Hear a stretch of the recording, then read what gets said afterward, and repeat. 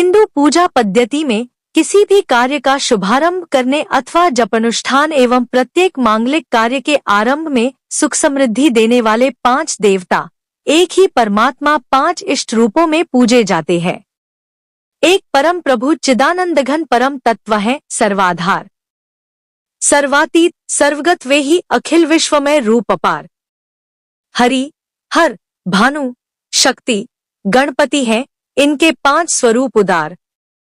मान उपास्य उन्हें भजते जन भक्त स्वरुचि श्रद्धा अनुसार। पदार्थ ना कर निराकार ब्रह्मा के साकार रूप है पंचदेव। परब्रह्म परमात्मा निराकार व अशरीरी है, अतः साधारण मनुष्यों के लिए उसके स्वरूप का ज्ञान असंभव है। इसलिए निराकार ब्रह्मा ने अपने साकार रूप में 5 देवों को उपासना के लिए निश्चित किया, जिन्हें पंचदेव कहते हैं। ये पंचदेव हैं विष्णु, शिव, गणेश, सूर्य और शक्ति। आदित्यम गणनाथं च देवी रुद्रं च केशवम। पंचदैवत भित्युक्तं सर्व कर्मसु पूजेत। एवं यो भजते विष्णु रुद्रं दुर्गां गणाधिपम। भास्करं च धिया नित्यं स कदाचिन्न सीति। उपासना तत्व अर्थात सूर्य, गणेश, देवी, रुद्र और विष्णु, ये 5 देव सब कामों में पूजने योग्य हैं। जो आदर के साथ इनकी आराधना करते हैं वे कभी हीन नहीं होते, उनके यश पुण्य और नाम सदैव रहते हैं। वेद पुराणों में पंचदेवों की उपासना को महाफलदायी और उसी तरह आवश्यक बतलाया गया है जैसे नित्य स्नान को। इनकी सेवा से परब्रह्म परमात्मा की उपासना हो जाती है। अन्य देवताओं की अपेक्षा इन 5 देवों की प्रधानता ही क्यों? अन्य देवों की अपेक्षा पंचदेवों की प्रधानता के 2 कारण हैं। एक पंचदेव पंचभूतों के अधिष्ठाता स्वामी हैं। पंचदेव आकाश, वायु, अग्नि, जल और पृथ्वी इन पंचभूतों के अधिपति हैं। सूर्य वायु तत्व के अधिपति हैं, इसलिए उनकी अर्घ्य और नमस्कार द्वारा आराधना की जाती है। गणेश के जल तत्व के अधिपति होने के कारण उनकी सर्वप्रथम पूजा करने का विधान है, क्योंकि सृष्टि के आदि में सर्वत्र जल तत्व ही था। शक्ति, देवी, जगदम्बा अग्नि तत्व की अधिपति हैं, इसलिए भगवती देवी की अग्निकुंड में हवन के द्वारा पूजा करने का विधान है। शिव पृथ्वी तत्व के अधिपति हैं, इसलिए उनकी शिवलिंग के रूप में पार्थिव पूजा करने का विधान है।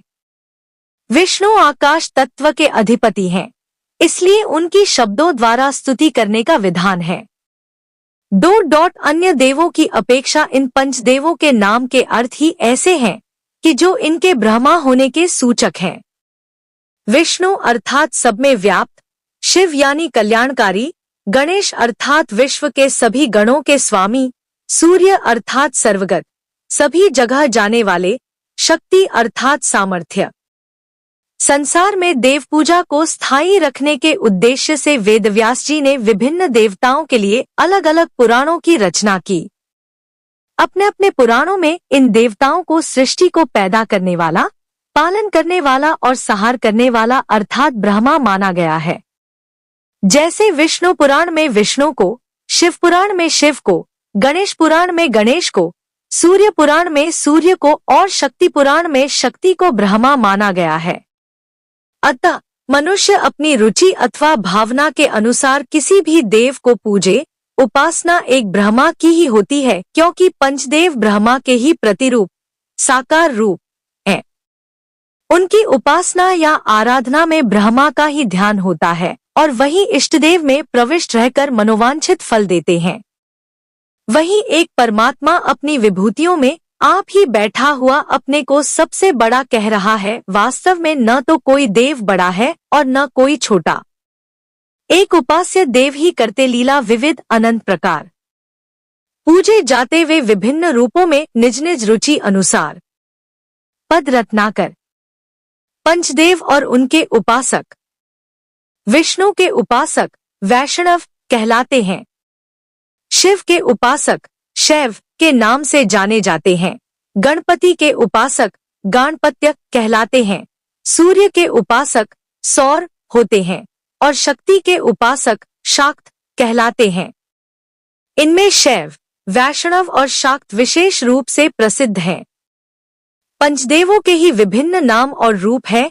अन्य देवता शालग्राम, लक्ष्मीनारायण, सत्यनारायण, गोविंद देव, सिद्धिविनायक, हनुमान, भवानी, भैरव, शीतला, संतोषी माता, वैष्णो देवी, कामाख्या, अन्नपूर्णा आदि अन्य देवता इन्हीं पंचदेवों के रूपांतर, विभिन्न रूप और नामांतर हैं। पंचायतन में किस देवता को किस कोण, दिशा में स्थापित करें? पंचायतन विधि पंचदेवोपासना में 5 देव पूज्य हैं। पूजा की चौकी या सिंहासन पर अपने इष्टदेव को मध्य में स्थापित करके अन्य 4 देव 4 दिशाओं में स्थापित किए जाते हैं।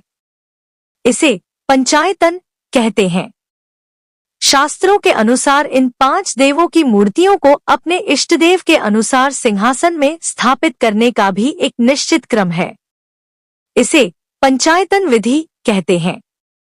जैसे विष्णु पंचायतन, जब विष्णु इष्ट हो तो मध्य में विष्णु, ईशान कोण में शिव, आग्नेय कोण में गणेश, नैऋत्य कोण में सूर्य और वायव्य कोण में शक्ति की स्थापना होगी।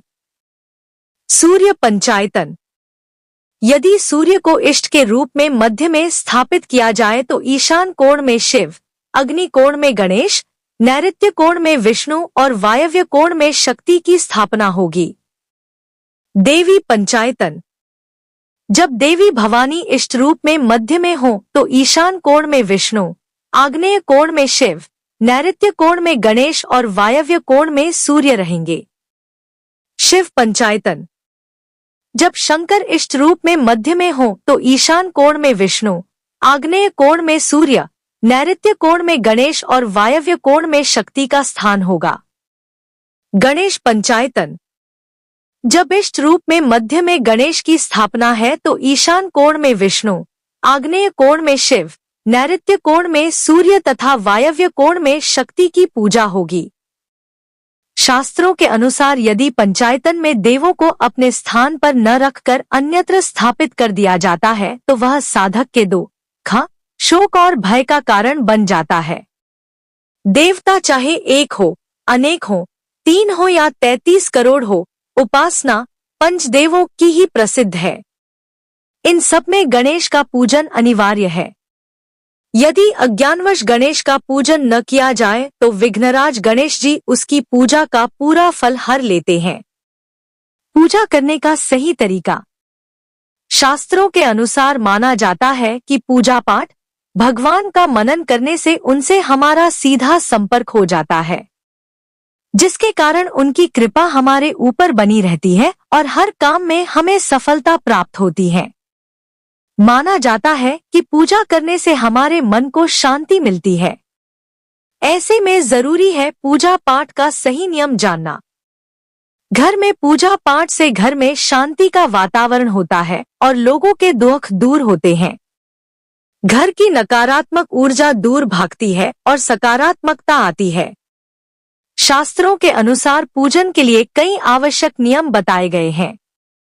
इन नियमों का पालन करते हुए पूजा करने पर श्रेष्ठ फल प्राप्त होते हैं। सभी प्रकार की पूजा में चावल विशेष रूप से चढ़ाए जाते हैं। पूजन के लिए ऐसे चावल का उपयोग करना चाहिए जो अखंडित पूरे चावल हो यानी टूटे हुए ना हो। चावल चढ़ाने से पहले इन्हें हल्दी से पीला करना बहुत शुभ माना गया है। पूजन में पान का पत्ता भी रखना चाहिए। ध्यान रखें, पान के पत्ते के साथ इलायची, लौंग, गुलकंद आदि भी चढ़ाना चाहिए। पूजन कर्म में इस बात का विशेष ध्यान रखें कि पूजा के बीच में दीपक बुझना नहीं चाहिए। किसी भी भगवान के पूजन में उनका आवाहन करना, ध्यान करना, आसन देना, स्नान करवाना, धूप दीप जलाना, अक्षत, चावल, कुमकुम, चंदन, पुष्प, फूल, प्रसाद आदि अनिवार्य रूप से होना चाहिए। देवी देवताओं को हार, फूल, पत्तियां आदि अर्पित करने से पहले एक बार साफ पानी से अवश्य धो लेना चाहिए। किसी भी प्रकार के पूजन में कुल देवता, कुल देवी, घर के वास्तु देवता, ग्राम देवता आदि का ध्यान करना भी आवश्यक है। इन सभी का पूजन भी करना चाहिए। यदि आप प्रतिदिन घी का एक दीपक भी घर में जलाएंगे तो घर के कई वास्तु दोष भी दूर हो जाएंगे। सूर्य, गणेश, दुर्गा, शिव और विष्णु ये पंचदेव कहलाते हैं। इनकी पूजा सभी कार्यों में अनिवार्य रूप से की जानी चाहिए। प्रतिदिन पूजन करते समय इन पंचदेव का ध्यान करना चाहिए। इससे लक्ष्मी कृपा और समृद्धि प्राप्त होती है।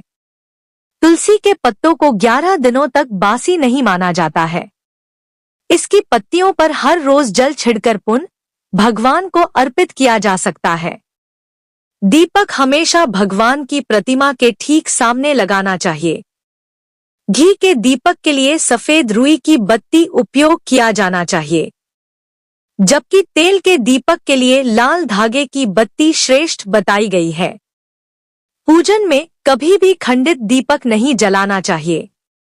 धार्मिक कार्यों में खंडित सामग्री शुभ नहीं मानी जाती है। शिवजी को बिल्व पत्र अवश्य चढ़ाएं और किसी भी पूजा में मनोकामना की सफलता के लिए अपनी इच्छा के अनुसार भगवान को दक्षिणा अवश्य चढ़ानी चाहिए, दान करना चाहिए। दक्षिणा अर्पित करते समय अपने दोषों को छोड़ने का संकल्प लेना चाहिए। दोषों को जल्दी से जल्दी छोड़ने पर मनोकामनाएं अवश्य पूर्ण होंगी। घर में या मंदिर में जब भी कोई विशेष पूजा करें तो अपने इष्टदेव के साथ ही स्वस्तिक, कलश, नवग्रह देवता, पंच लोकपाल, षोडश मातृका, सप्त मातृका का पूजन भी अनिवार्य रूप से किया जाना चाहिए। भगवान शिव को हल्दी नहीं चढ़ाना चाहिए और न ही शंख से जल चढ़ाना चाहिए।